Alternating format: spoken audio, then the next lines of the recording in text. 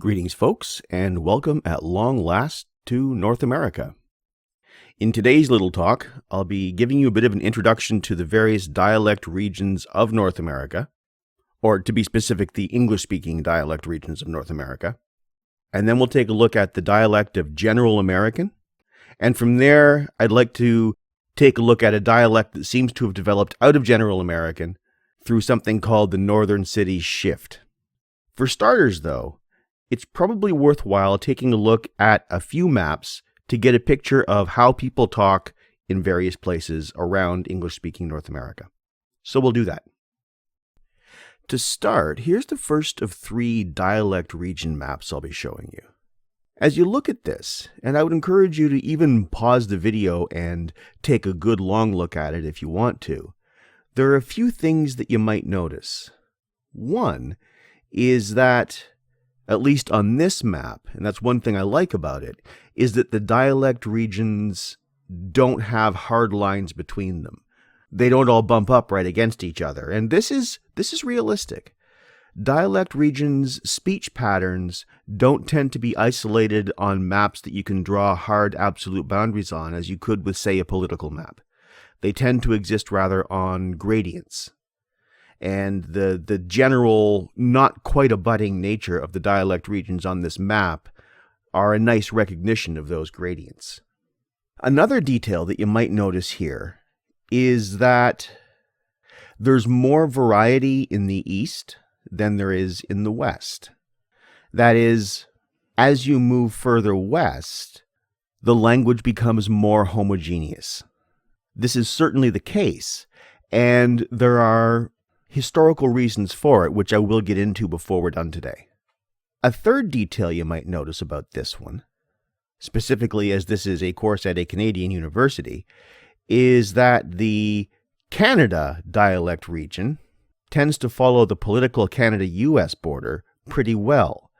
So there's an instance here where a political border seems to actually have a significant linguistic influence.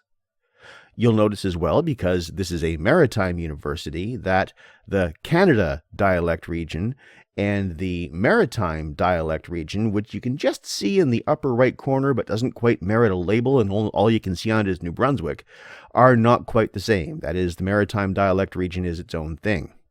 That said, there are a few terms here in terms of dialect labels that I wouldn't mind talking a little bit about.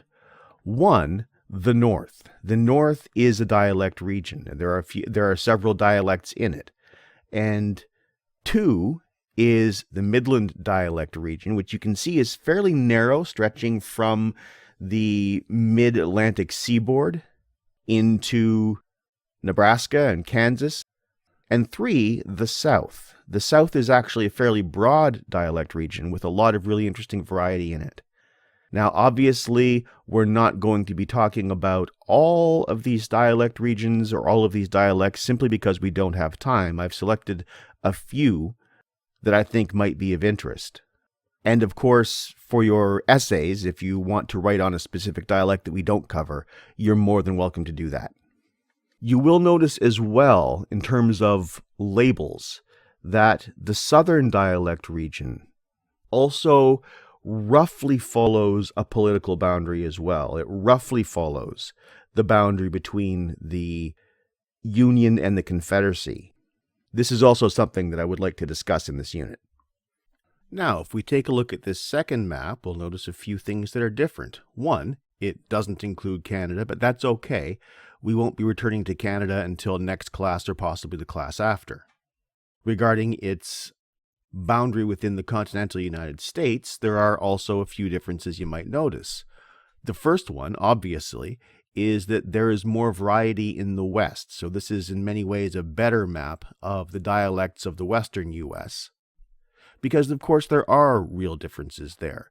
It's not a completely homogeneous region. And you might also notice that there is a tendency towards linguistic regions stretching east to west rather than north to south in the West as well. So the pattern established in the eastern United States is actually projected westward to the coast. You might also notice the color coding is a little different.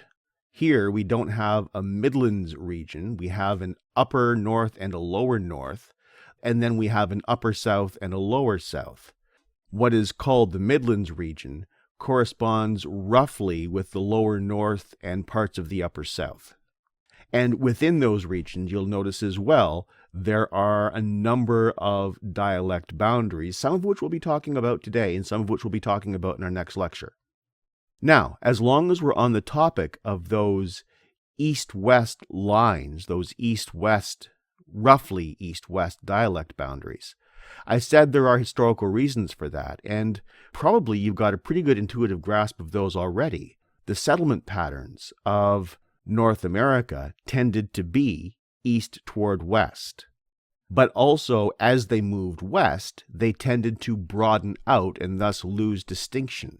So that is why, for example, we see a greater range of dialects or a greater variety of dialects in the east than we do in the west.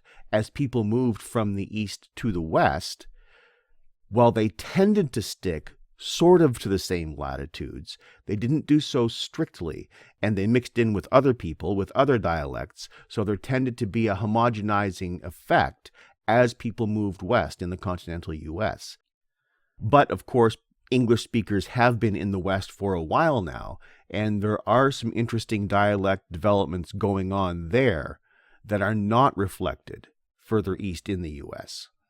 As for why people had different dialects at different latitudes, more or less, in the U.S., this has to do with two things. One, when the settlement occurred, and two, where people were actually coming from.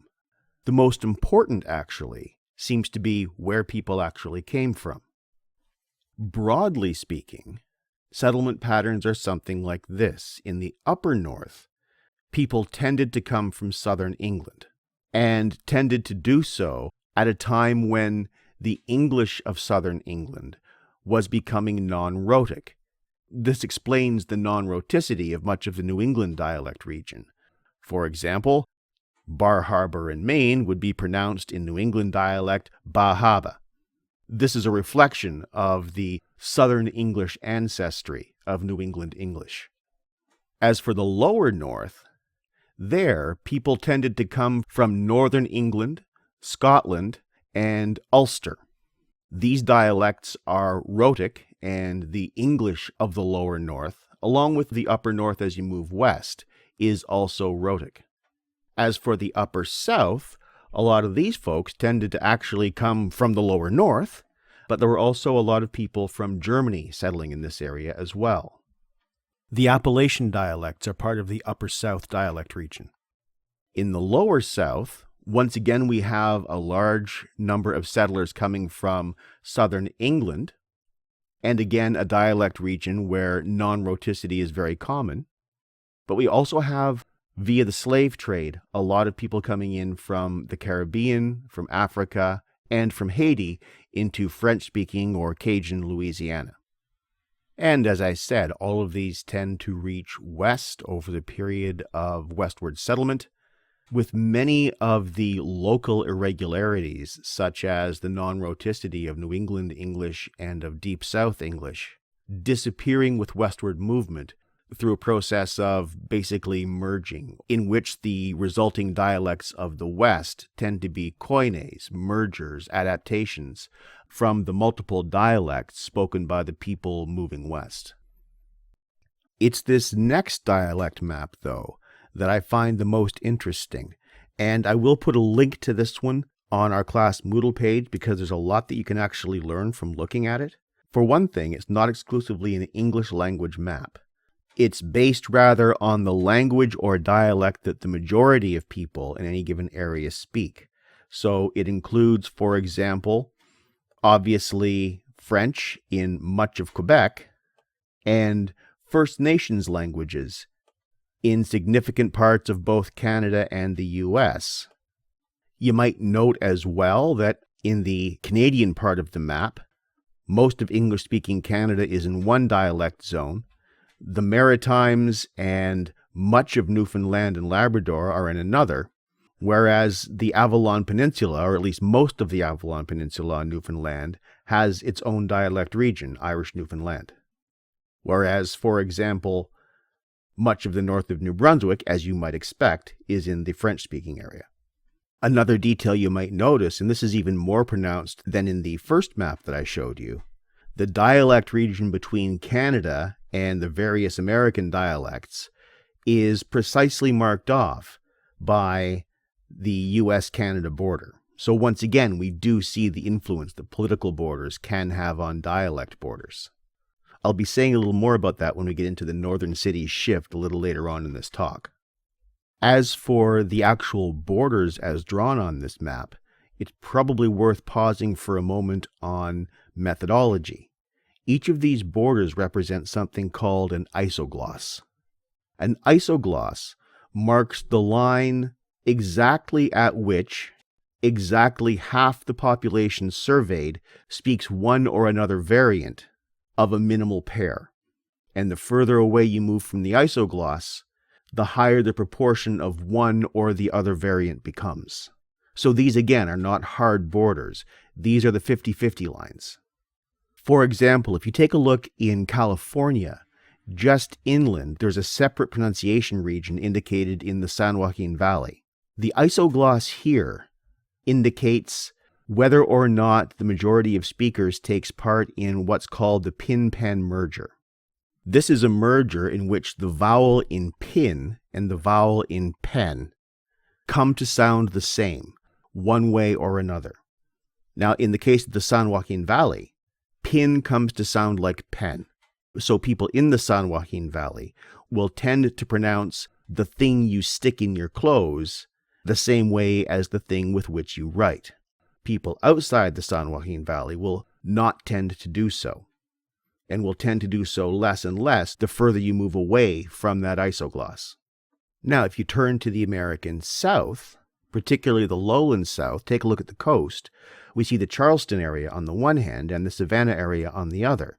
These two zones bump up against each other, with the Charleston area partaking of the pin-pen merger, and the Savannah area not partaking of the pin-pen merger. In Charleston, though, the pin-pen merger works differently. Rather than P-I-N being pronounced as we would pronounce P-E-N, it's the other way around. So the thing you poke into a surface and the thing with which you write are both pronounced approximately pin, whereas in Savannah, they remain distinct. If you go to the website on which this map occurs, you will find numerous resources. It's actually a wonderful, wonderful resource. There are multiple YouTube videos giving examples of various pronunciations, and there is a wealth of detail about methodology and other questions. So I would encourage you to spend some time playing on that one. But even with all of those wonderful visual aids, I think some of the notions involved might still seem kind of abstract. So let's take a look at one particular example.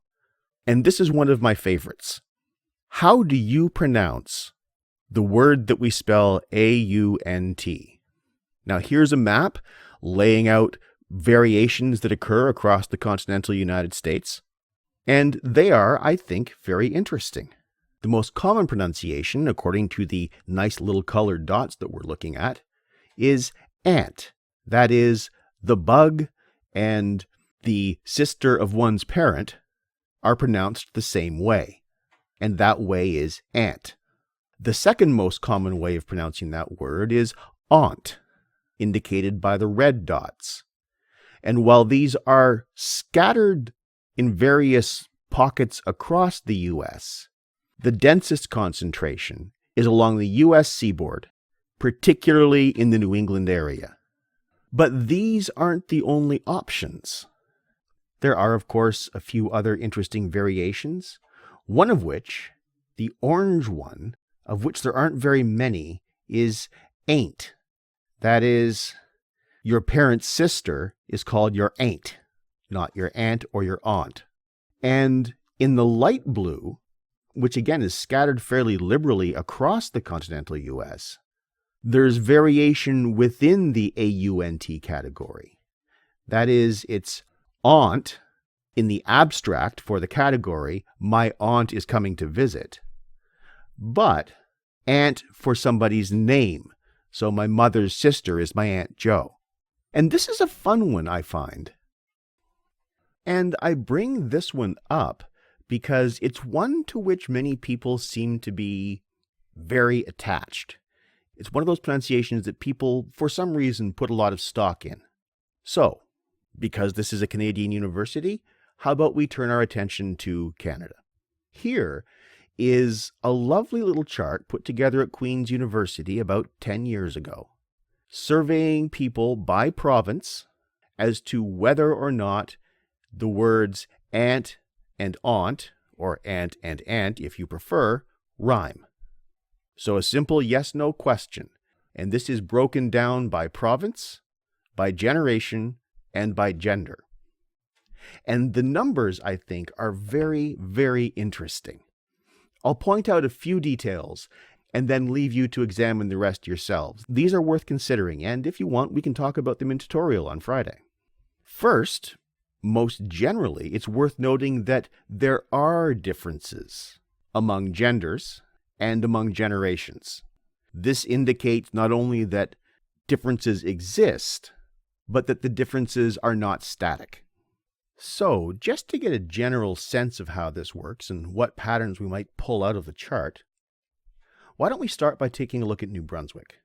Among the parents' generation, 77% of women and 71% of men say that the two words don't rhyme, whereas 23% of women and 29% of men say that they do. So there's a fairly strong consensus in New Brunswick that the two words ought to be pronounced differently, or at least are pronounced differently. If we take a look at the students' generation, there's actually a bit of a change. The proportion of girls and women who say that they don't rhyme has gone up from 77 to 80%, whereas the proportion of men and boys who say that they don't rhyme has gone down from 71 to 70. So it's more or less stable. I think 1% is probably going to fall within any reasonable margin of error. But in any case, while there's still more or less a consensus that they don't rhyme, there seems to be a split, or a growing split, in tendencies along gender lines. Now, if we shift to Ontario, we'll see a quite different pattern. Here, only 13% of women among the parents' generation and 13% of men as well say that they don't rhyme, with the remainder, 85 and 87% respectively, saying that they do. So there's a very strong consensus there that aunt and aunt rhyme. This is the speech pattern with which I grew up and that I still use. This changes a little bit in the younger generation, with 17% of women and girls and 15% of men and boys saying they don't rhyme, and 82 and 80% respectively saying that they do. But still there's a fairly strong consensus.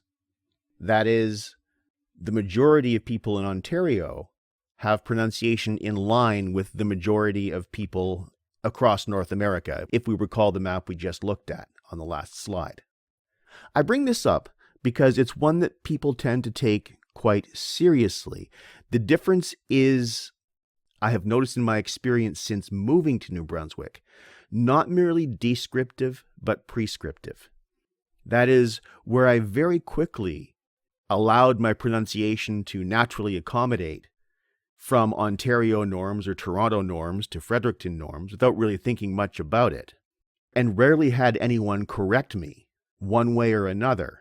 With two words, I find that I have been frequently corrected. One is aunt, which I will not pronounce aunt, and the other is tomato, which I will not pronounce tomato. And in both cases, specifically because I have been corrected on them, quote, corrected, unquote, so often. Now, there is no question that aunt is the older pronunciation. But of course, this is English, and spelling is not a foolproof guide to how we ought to say words. Case in point, I remember asking, my former mother-in-law, why she felt so strongly about AUNT being pronounced aunt. and what was wrong with ant, and being told AU is not pronounced ah. To which I responded, well then if I tell you a really funny joke, we can all sit down and have a really good laugh. She didn't find that amusing. I did.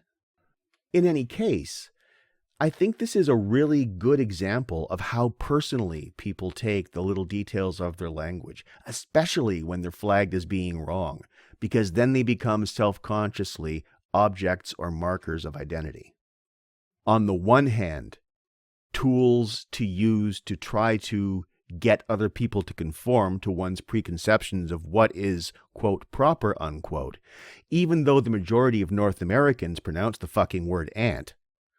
And on the other, having had it flagged as, if not hills to die on, at least hills on which to have a very amusing little struggle, and make fun of those quaint little provincials who try to enforce their dialect as if it ought to be a universal norm. And yes, I said that deliberately to be a dick, or if you prefer, to have a nice laugh at all y'all's expense. And speaking of y'all, why don't we take a look at that one?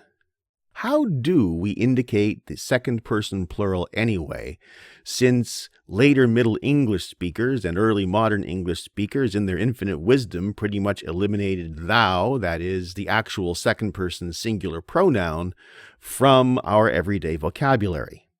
Well, this does, as we were talking about just last week with the introduction in a number of Creoles of the Igbo second person plural pronoun una, present a bit of a problem where understanding is concerned. Well, various other dialect regions have come up with their own solutions to that particular problem. In the US, we can take a look at a few different options. Most of the country would say informally, you guys, to indicate more than one person being addressed. In the South, on the other hand, we have you all, or even better, y'all if you move further into the deep South. What I particularly love about the Southern adaptation is that in some areas, and I've mentioned this before, there is actually a return of the dual number, which Old English actually had but lost fairly early on. You'll remember in Old English, there was the second person singular thu, the second person plural eo, which becomes you, and the second person dual yit, meaning you too. Well, while you can simply do you singular and y'all plural, in some parts of the South, you can do you singular, y'all dual, meaning you two, and all y'all, meaning plural more than two. This whole pattern, though, is a wonderful example of speech communities finding their own solutions to deficiencies in the language as they have received it. And as we were talking about in tutorial the other day, the ultimate authority for any given dialect is not some external authority, but rather the speech community itself. So any adaptation that we actually find is answerable first, simply to the people who use it. And if it works, it's good. If it works, it's right. This assertion also, of course, has to take into account what do you mean by work and what is to your advantage as a speaker and a writer of a particular dialect. Because, of course, no dialect area is an island unto itself. Another set of words or usages that can be broken up more or less regionally is words for soft drinks. Do you say pop? Do you say soda? Do you say Coke? Or do you say something else? Unsurprisingly here, most of the data are for the US, but we do have some on the map for Canada as well. In the US, in the North, Midwest, and Northwest, it would appear that pop is more common, whereas in the Northeast, in the Southwest, and in a large pocket of the lower North, soda is more common. While in the South, and this took me by surprise when I first encountered it, Coke is actually the most common way to refer to a soft drink. And while this may seem a little weird to people not raised with it, it's of course very common in many speech communities, including the one in which I grew up, to refer to that little piece of tissue paper in which you blow your nose as a Kleenex. Kleenex and Coke do exactly the same job in these usages. A particular product name simply becomes a generic label for a category of thing. There are, of course, other options covered on this map by the purple Other category, at least two of which that I've encountered are Sprite and cider. And sometimes you'll still hear the occasional old-timer saying soda pop. But okay, enough with specific words for now. How about we move on to a few more technical matters? First, and I've mentioned this one before, is the caught-caught merger, or the caught-caught merger, depending on what part of North America you're from. This is a merger of the phonemes ah and aw. That is the low front open vowel and the low back open vowel. And the pattern here is very simple. The low back vowel is fronted. So aw becomes ah. Now in caught, C-O-T, the vowel here is the low front vowel. In caught, C-A-U-G-H-T, in General American, and also in received pronunciation, the vowel is the low back vowel, aw, not the low front vowel, ah. In North American English, this merger is fairly recent and does not affect every region. It's common in the US, in the West, and in the Northeast, and in Canada. On the other hand, it's not part of General American or not part of the English of the Northern Cities region, both of which we'll be talking about in this lecture. And it seems to be in progress in a number of areas, particularly in the eastern half of the US, in those regions bordering with areas in which it has already taken place. So this is an active transformation in the vowel system of North American English that is not yet complete, but yet that is still affecting the language, or has already affected the language, in some fairly interesting ways. In order to appreciate that effect, though, the first thing we should probably do is take a look at our first actual dialect, General American. So, what do I mean by General American? Of course, there are variations, but this is a dialect spoken in the inland north and Midwest regions for the most part. That is, it is a northern dialect. It is rhotic. There are no instances of which I'm aware in which an R is vowelized. And in terms of identifying sound patterns, one is a very slight diphthongization of a, the low-mid front vowel, as for example in cat. In General American, this word is more likely to be pronounced something like cat. There's also a very slight flattening and a slight fronting of aw, as in lot. So rather than lot, someone speaking General American is more likely to say lot. So put those two things together. Rather than my cat has a lot of fur, my cat has a lot of fur. Another vowel characteristic of General American is a slight rounding and backing of the O vowel. So rather than road, road. And there is, as I said, no caught-caught merger. In General American, C-O-T is pronounced caught, and C-A-U-G-H-T is pronounced caught. These are slight differences, but they are actually quite noticeable once you put them all together. If you want to hear a good example of General American, I've provided a link here to a clip by the American newscaster Brian Williams. Listen to the way he speaks.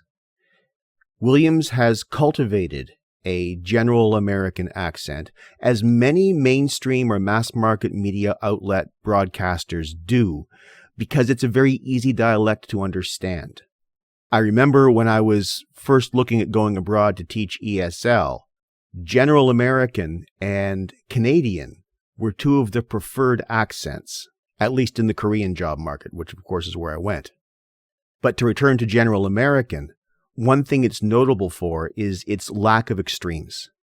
It does seem to be the reference point for American English, by which, of course, I mean North American English. And we might want to ask, or you might want to ask, why would a Northern dialect be accepted generally as the American standard? I mean, that term, General American, implies that this is the norm from which others deviate. And in some cases, this actually is true. As we'll see with the Northern City shift, this does seem to be a variation on General American. But broadly speaking, why would Northern American English be the norm against which, for example, Southern English is seen as a variant dialect? This is a question to which I will return. But for now, I think I'd like to move on to the Northern City shift, on which we'll spend a fair bit of time, pretty much the rest of today's lecture. As for what the Northern City shift is, it's a vowel change that I'll talk about on the next slide, located in the cities of what have come to be known as the Rust Belt. So Syracuse, Rochester, Buffalo, Cleveland, Detroit, Flint, Chicago, Milwaukee, these are all the major centers. What it does is it exaggerates some of the traits of General American, of the General American accent, and it is more common among white than among black English speakers. In fact, it's very uncommon among black speakers. And even though it is in the north and central region of the United States, and common in many cities that are at or close to the border, for the most part, it is not carried over into neighboring Canadian cities. I can speak to this from experience because I grew up in Windsor, Ontario, right across the river from Detroit, and people in Windsor and Detroit speak very differently. As for what the Northern City shift is, it's a change shift that begins with the mid-low front vowel, a, being pushed far up and forward in the mouth. A tendency that we already saw in General American, but that is pushed to an extreme in this particular case. So, bat, for example, becomes bat. Or the example I gave you a couple of slides ago of General American, of cat in Standard English being cat in General American, and then being cat in the Northern City shift. So what this does is it clears out that mid-low front vowel space, leaving it open for the mid-low back vowel, ah, to move into. So just as bat becomes bat, hot becomes hat. Or if you prefer, cot, the thing you sleep on, becomes cat. While in turn, caught, the past tense of catch, becomes caught. So caught and caught both move. This isn't a merger, but they're both in motion. In turn, the clearing out of that ah space leaves room for the which is a low mid vowel, to move back in the mouth. So fun becomes fun. Becomes aw. And the clearing of that low center slack vowel, leaves room for the mid-front tense vowel, to move back. So seven becomes seven. And meanwhile, with all of that moving around, the I vowel, the short I, moves back toward the neutral position in the mouth, so a pin becomes a pen. These, of course, are generalizations. There's a lot of variety within the Northern City shift. So rather than me trying to read passages in, say, Detroit dialect or Chicago dialect or Rochester dialect, or should I say Rochester dialect, I'm including a link here to several native speakers just recorded naturally, so they're not trying to exemplify anything. This is how they actually sound. Give it a listen. I'll put this on the Moodle page as well, and that will give you a good sense of what's up with the Northern City shift and what is distinctive about that particular speech community. And now, of course, you may well be asking yourselves, why would people speak this way? Or maybe even, dear God, why would people speak this way? And the truth is, we're not exactly sure. What we do know is that this is a fairly recent development. It was only identified by linguists in the 1950s, and it is still ongoing. So it seems to go back certainly no earlier than the 19th century. And one argument is that it is connected with the construction of the Erie Canal, which connects the Hudson River waterway to the Upper Great Lakes waterway. This ended up bringing a lot of New Englanders into the Great Lakes region, and thus became one of the principal avenues through which English moved west.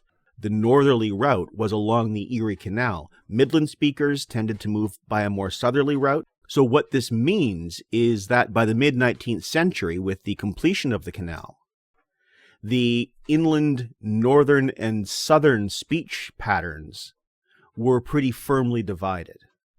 Now, add to this a serious political disruption, or in other words, the Civil War.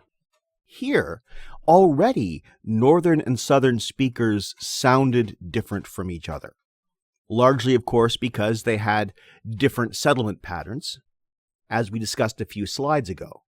But when you're opposed to a particular group, it's fairly common for conscious markers of difference to find their way into your speech.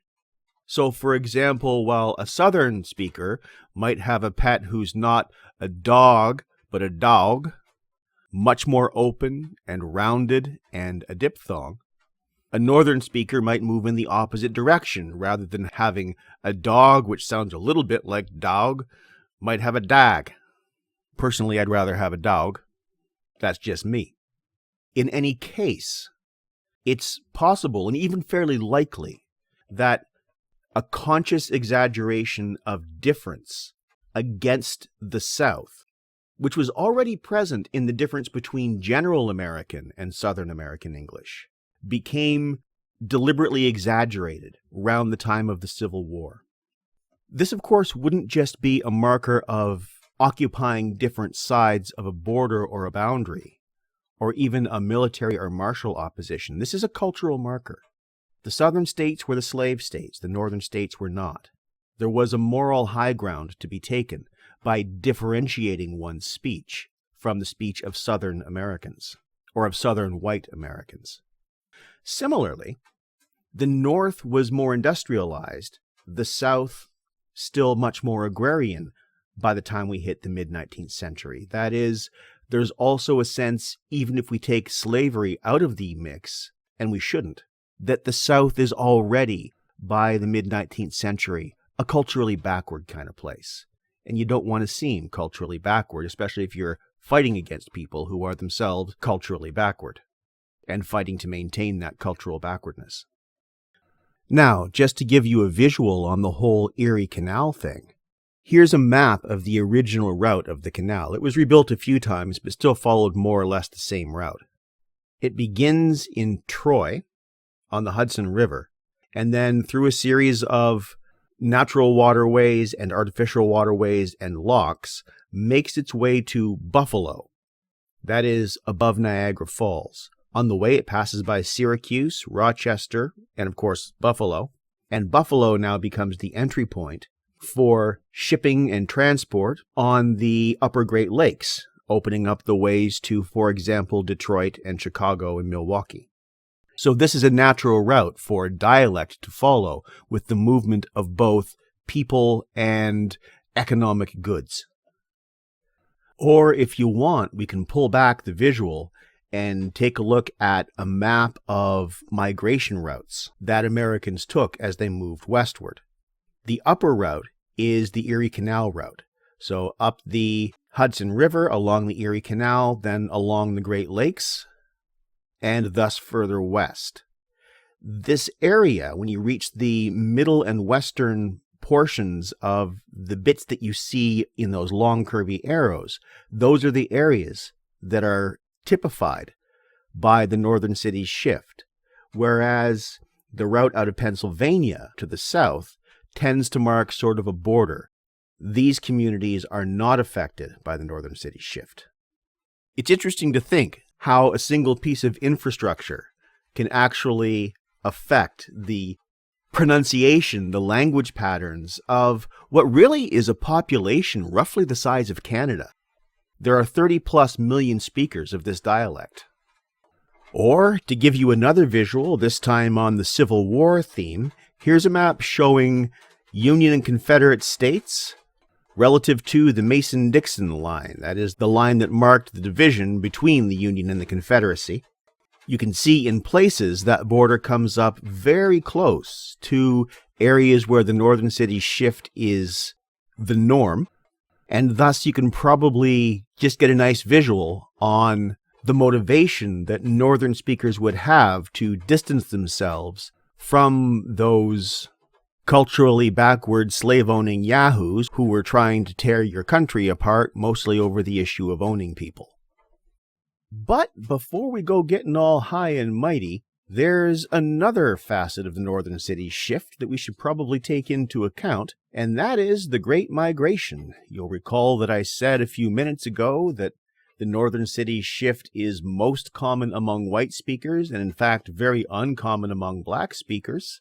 This is probably not an accident, and we should probably talk about the Great Migration, which was a mass movement of black Americans northward and then sometimes north and westward up out of the South during the Jim Crow period. So from 1915 to 1970, with its most intense period being from 1915 to about 1940. One of the reasons, of course, as I said, was the Jim Crow laws. After the failure of the American government to continue with Reconstruction in the decades following the Civil War, a number of very racist laws, called Jim Crow laws, were passed in the United States, or in the southern states particularly. These laws were aimed at circumventing constitutional protections to voting rights, for instance, and effectively disenfranchised black Americans in these communities. The result was, of course, in addition to very common instances of lynching and other types of discrimination, quite abject poverty among black Americans in the Deep South. At the same time, the North was very rapidly industrializing, and this industrialization was largely centered in the cities of what we now call the Rust Belt.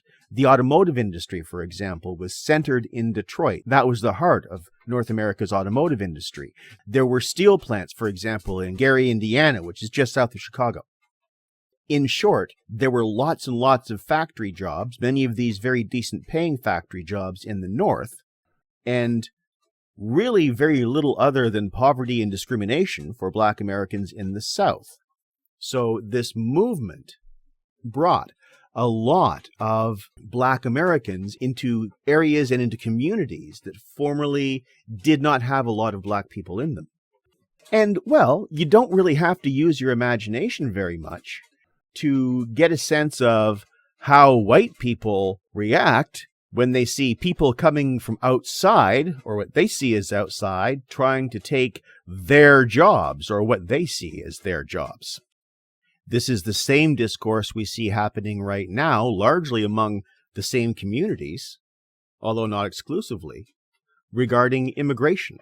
That is, it's entirely possible, even fairly likely, that as black Americans moved in from the South, bringing their particular dialect with them, white Americans flagged their whiteness by distancing themselves verbally from their newly arrived black neighbors. Many of the features, by the way, of African American vernacular are very closely connected to Southern American English, as we'll see next lecture. So these two modes of differentiating themselves from the slaveholders on the one hand, and then laterly on the descendants of slaves on the other, would actually push the language in roughly the same direction. And again, because visuals are useful, here's a map that will help you get a picture of what's going on. What this shows is the movements of millions of black Americans northward and westward during the Great Migration period, during which, of course, they in turn brought their own language or linguistic patterns with them. and many, many other very rich cultural elements as well, some of which we'll discuss next class. This also, for instance, is closely connected with the Harlem Renaissance and with many subsequent movements in popular culture over the course of the 20th century. So, as I said, it's entirely possible, even fairly likely, that this rapid increase of black neighbors brought to the surface quite a lot of latent racism that had been present among the people of the northern United States, who, while against slavery in principle, didn't necessarily want former slaves living in their neighborhoods. So there may be a bit of a tension here between abstract principles and concrete realities. So to bring it down to specific questions of language, we see perceived outsiders that are bringing up rural pronunciations into urban areas. This is also a time when the north-south cultural divide is very much in place, and that has yet to go away. When the black-white cultural divide is deeply entrenched and has yet to go away. And we see that language is actually a marker of northernness, whiteness, and urbanness. It is therefore a very efficient way of flagging one's belonging to a particular group by differentiating oneself against one or more other groups, to which one sees one's own group as being, if not innately, at least culturally superior. And I'm not endorsing that sense of superiority, just to be clear. I'm simply discussing attitudes of speech communities. But the northern city shift is not limited to urban centers alone. It has also spread to the suburbs.